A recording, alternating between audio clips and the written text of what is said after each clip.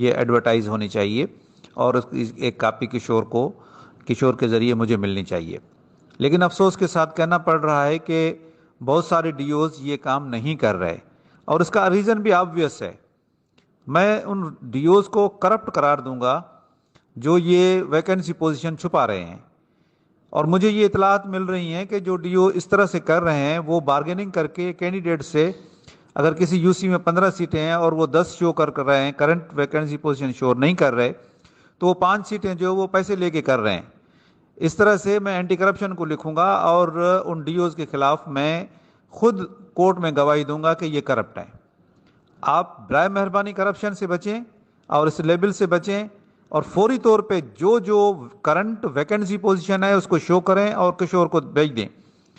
اور آپ ان میسیجز کو لائٹ نہ لیں، آپ کے خلاف اینٹی کرپشن کا کیس ہوگا اگر آپ نے کوئی بھی سیٹ چھپائی تو.